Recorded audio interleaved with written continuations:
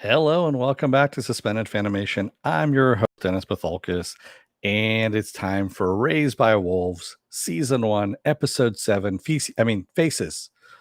I almost typed Feces when I was actually typing out the title of this, but it's Faces is what it's called. Welcome, everybody. So before I get started, let me take care of some business, then we'll get down to it.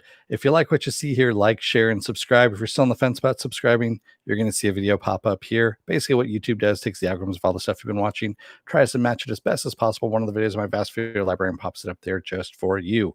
And if you like what you see there, hit the subscribe button. And while you're down there, hit the like and the share button too. If you want to know when I'm on live again next, you get the bell down below. It's a 50-50 chance of YouTube actually notifying you. Best thing to do is go to benefitfanimation.com.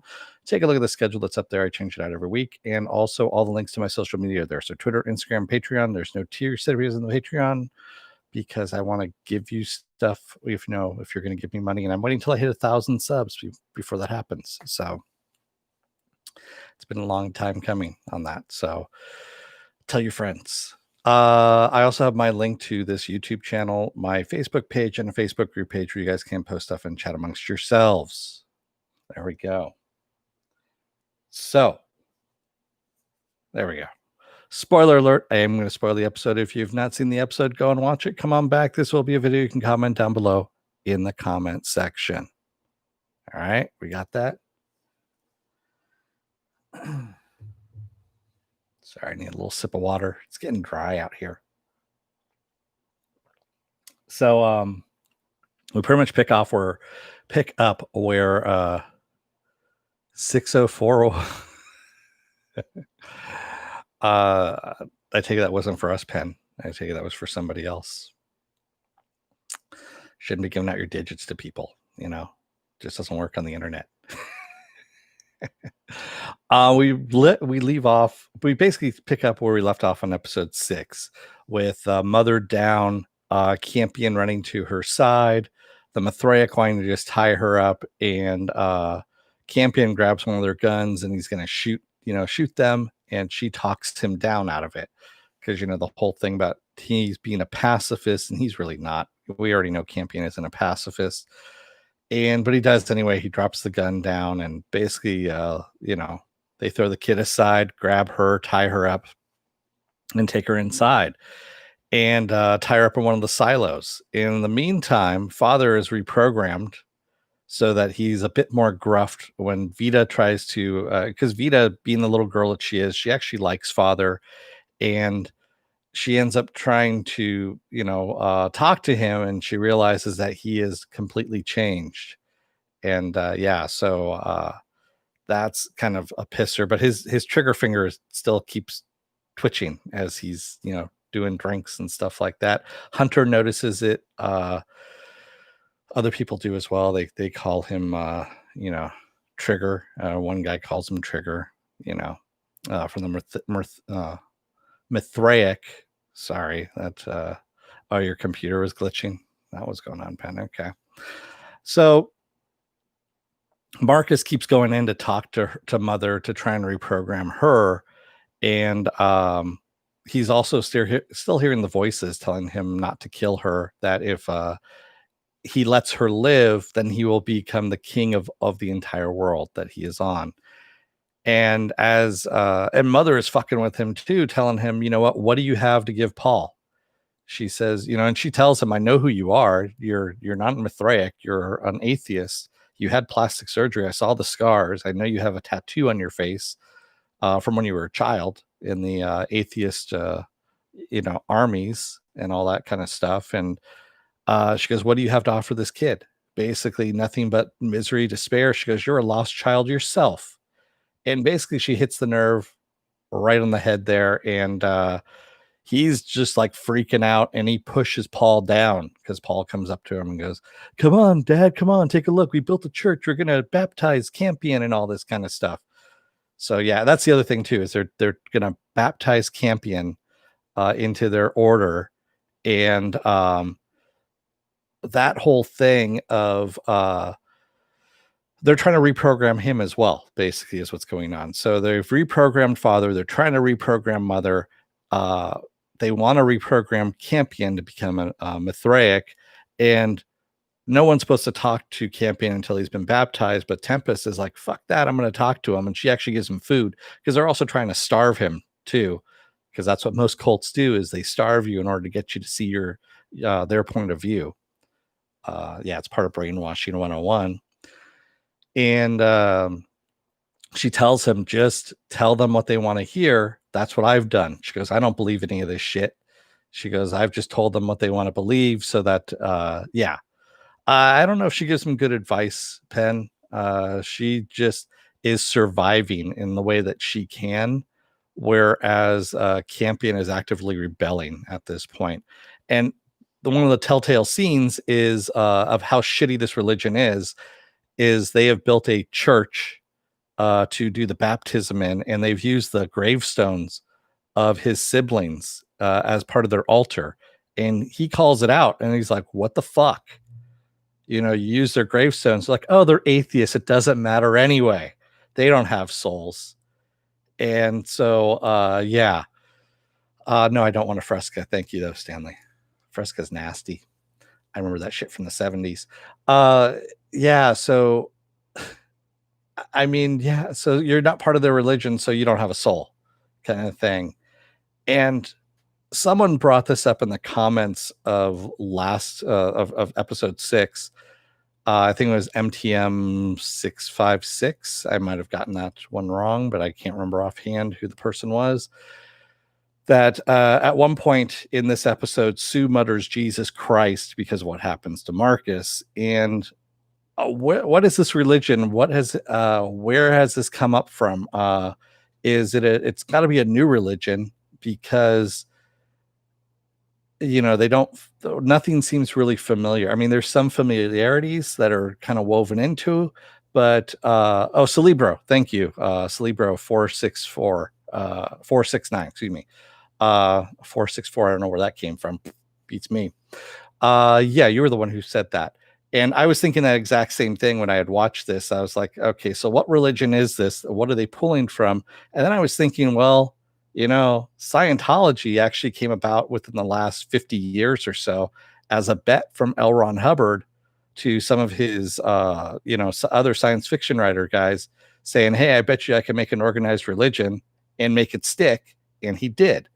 And Scientology, of course, is huge. So I'm thinking that's what this is, considering that we're looking at this 130 years into the future, somewhere around there. And Scientology is only like 50 years old, 60 years old, somewhere around there. So yeah, that is doable. It really is, to have a new religion that widespread and that cult-like, I guess you can say. Yeah. So, Sue, of course, is pissed at Marcus for pushing Paul, and she goes, you know what? Let's just get the fuck out of here. Get the robots, put them inside the lander, get as much food as possible, go to the tropical zone. He's like, no, that ain't going to happen. And she goes, what is going on with you? What the fuck is going on with you? Is what she's saying. She goes, you told me you didn't want to be around any of this bullshit anymore. And yet here you are, like you're being worshipped and everything. And he turns around and he goes, where would you be without me? Is what he says. You'd be dead. You were ready to blow yourself up back on Earth, and I gave you life. So you should be thanking me, is what he tells her. And I'm like, wow, where the fuck did this come from? This does not seem like the same guy. And this whole episode is, I should say, this whole series, it just keeps contradicting itself on so many different levels that I don't know where the fuck it's going. I really don't. And it's going back and forth on everything. I mean, the only things that are kind of solid, I guess you could say, is the reprogramming of the androids. But then you're still having emotions left in some of these androids when you're reprogramming them. And then let's not talk about let's talk about a little bit the underlying sex tones that are in here with the robots. So Marcus getting so close to what did he call her? Mother, he called her by a different name, and I'm looking at my notes here. Lamia is what the name that she gave him. And he gets like really fucking close to her, like he's gonna kiss her, then he stops. And this sexualization that's been happening of the androids is kind of creepy to me. I don't know what it is. It's like I said, there's a whole bunch of shit that's thrown in here that doesn't make any sense. And I don't know if this is just supposed to throw us off from whatever the fucking story's supposed to be, or if this actually has something to do with the story. So, and yes, what about the mystery person on the planet? What about Tally, who appears like a ghost in Campion's silo and is taunting him and basically giving him a claw to kill Father? Says, "Why don't you join us? Do you miss us? Do you miss us? Kill Father and you can be with us," kind of thing. And yes, who is drawing on the walls? Is it Tally? Is it Mother in a fugue state? We don't know. So, and then Marcus, and then who the fuck is Marcus hearing? What voices is he hearing? Where are they coming from? Ridley Scott, Androids, Love and Religion. Yeah, I understand, Stanley. That's the whole crux of this. Is the problem is Ridley Scott and all of this. I am fully aware of this. So Campion, of course, does try and stab Father in the arm. That does nothing. Or does it? We don't know for a fact. We don't know if Father's programming is complete, because at one point Marcus is trying to he's dragging Mother away to go and drop her in the pit, saying that, her reprogramming isn't going to isn't going to happen. It's not working. And so, he's dragging her away, and Lucia's like, "Well, do you want me to come with you?" And he's like, "No, I got this. I'm good. Don't worry about it." And don't know why. And he's also taken Mother's scalpel. So this is the other thing that was kind of confusing too. And when they go to the pit and he goes to drop her in, Father grabs her and she climbs up. Mother climbs up and gets out of there. But in the meantime, Marcus sees his true face and fights that person. And they both pull out knives and they're both fighting each other and style, in their style that they learn from the atheists. And he ends up getting cut across the gut. Now, here's the thing that's kind of weird. When he ends up going back and Sue is taking care of him and stitching him back up, she says, "Who did this to you? Who did this to you?" And he drops, we see the scalpel in his hand, but when he drops it, it turns into the knife that he had when he was an atheist. What the fuck? I mean, they're two different knives. They are literally two different knives within that split second of what he holds up in his hand. We see blood on the scalpel and the knife that drops. And then, of course, there's the whole thing with Paul where the Mithraic think that he's the chosen one because he's showing them the city that he's been having dreams of. And Marcus tells Sue, after he's been cut there and he's laying there, he goes, "They're wrong. Paul isn't the chosen one. Neither is the atheist kid. It's me. He told me. He told me." And that's where we leave off on this episode. Yeah, I really don't know where to go with this. I really don't. Um, yeah, I don't know if it's the planet trying to make them kill each other, uh, if it's the dodecahedron that's out in the desert that's doing some weird shit. Because again, we haven't gotten enough information and it's all over the place. And yes, they all could be in VR still, which is another thing that I posited last episode as well. But I don't think that's the actual case. I don't know. Um, and yes, Marcus also brings up the fact that the reason why he wanted Mother to come with them is she's the most powerful weapon on the planet, and other ships from Earth might be coming. So even if they build something in the tropical zone, he said they could get taken away from them as well, which I agree with. I mean, they could easily get stuff taken away from them. And yeah, I don't know. Celebro says, Helmet Guy claims he can hear Saul too. Yeah, but he was saying that Saul was telling him to rape people. So I don't know how reliable his voices in his head are, other than what he's really wanting.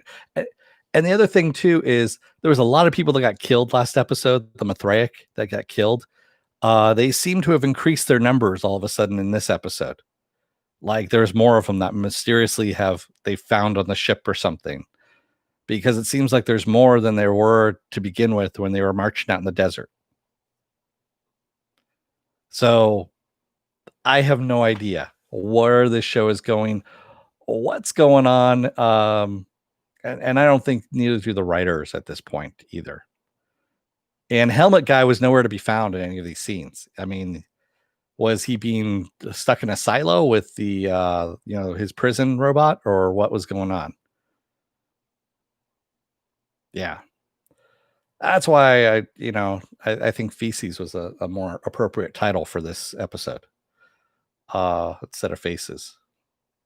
Because this series, man, like I said, it has some good stuff in it and it has some good ideas, but the execution of it is just fucking dumb. It really is. Stanley says the priests were not in the fights, so they survived. I know that. I know the priests aren't allowed to kill anybody. That's why they, otherwise they can't spread the word of Saul or something like that. But there's not that many priests. I mean, when they were marching in the desert, you have, 4 carrying the litter, one that's on top of his eminence, and then you had another 6 to 8 on top of that. So that's 5 plus, let's say 8, that's 12, right? 13. And then Marcus and Sue. So 14, 15. You have 15 people. They lost at least 5 in the whole thing with Mother. So they should be down to 10. And it looked like they were back up to like 12 or 14 again.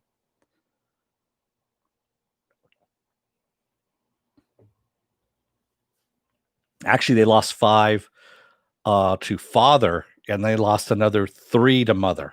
So they lost 8. Yeah. And yet they're back up to like, almost full strength again. I don't know. Maybe it's a video game. Maybe they respawn. Maybe that's what happens.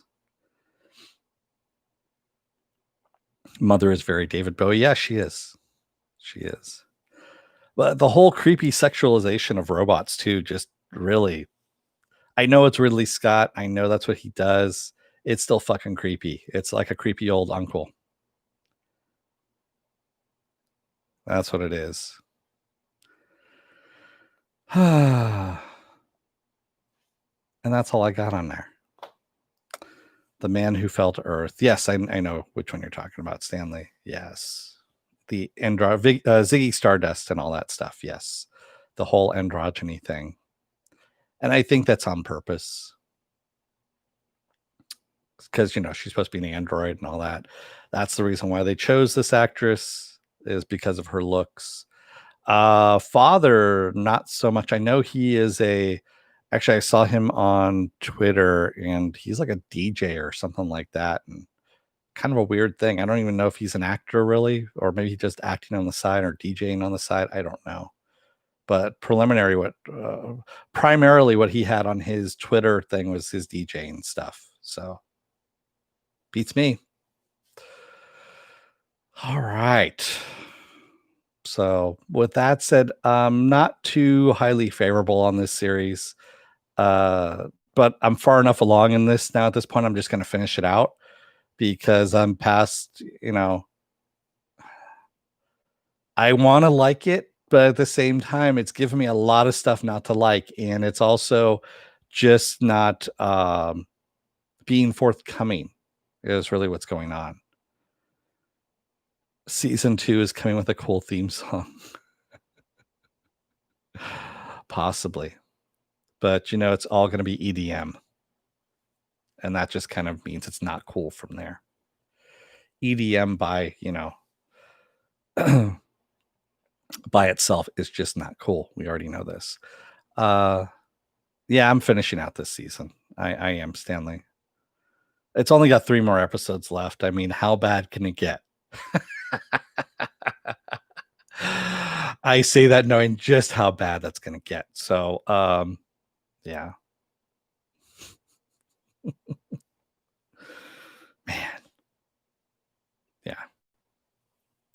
EDM is not as good as in the 1990s. Jay Hicks says, I don't like the show either. I don't blame you, Jay Hicks. Yeah. You're still cautiously hopeful. Pell, you're the eternal optimist on this one. You really are. I want to be, optimistic about it, but I can't. It's just it's Ridley Scott, and I can see there's going to be something at the very end that's going to piss me off and most likely get me into rant mode by the final episode. It's going to leave off on a cliffhanger. I already know this. It's going to leave off on some major cliffhanger. We're going to have to wait an entire fucking year for this thing to come about, and we're going to be kind of pissed off about it. All of us at this point. You thought that about Picard, and it got very bad. It did. Picard was very bad. Yeah. Oof. I've been watching on Pluto TV, and it's also on Netflix as well. They have the old episode of Star Trek: The Next Generation, and it helps with the commercial breaks. It really does on Pluto because they actually have commercials in between. And so they've been playing like old Star Trek, Next Generation, and I'm watching that and going, why don't they use that in Picard? Why? Because there's a whole bunch of stuff from the first and the second season that ties directly into Picard that they could have used. That all the writers need to do is kind of rewatch those episodes and say, hey, we could have used that idea and expanded upon it and had a much better season of Picard than what we came up with. But hey, what do I know? Sleeper says, mother is free. Marcus is bleeding on the floor. Why didn't she check his pockets for her eyes? Yeah, well, thank you, Celebro. This is the other thing I was going to bring up too, is why didn't mother kill Marcus or at least disable him since he was already disabled anyway? Reprogram father back to himself so that she could have him back again. I know she's damaged, but at the same time, she could have still done this in the state that she was in. And then also, why was Marcus collecting her blood, her android blood? Again, this is all weird shit that we want to know what's going on here. Yeah. I don't know. And yeah, she could have looked in his pockets for the eyes because he most likely he had them on him because Marcus is not thinking clearly or at all at this point. And yes, Jay Hicks, I agree with you. Lovecraft is good. So, which, by the way, is going to be on in about an hour and a half. Yeah. Yeah. Somewhere around there. And yes, I am covering it. I'm going to be covering that at 7:30 p.m. Pacific Standard Time tonight. Hopefully around 7:30, maybe 7:45, depending on how long the episode goes. I don't know how long the episode is for tonight, so I never know what it is until they put it up.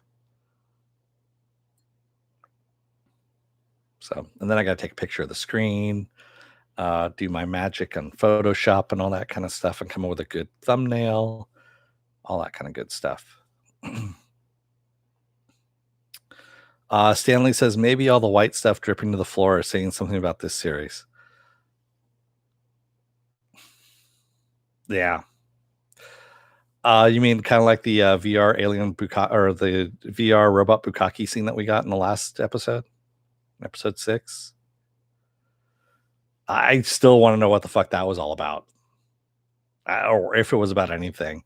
I know Ridley Scott's big on,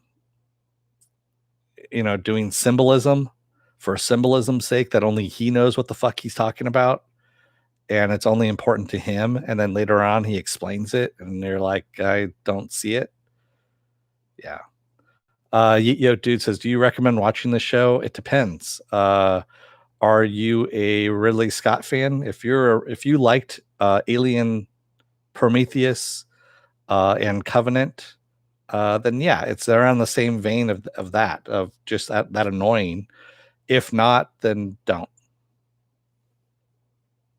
If you like good sci-fi, don't watch it then, because this will just infuriate the fuck out of you as you're watching it.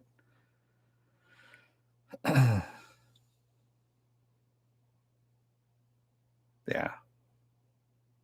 Then why not?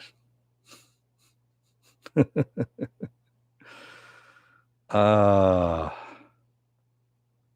yeah, I don't know. So anyway, I'm gonna leave it at that. Um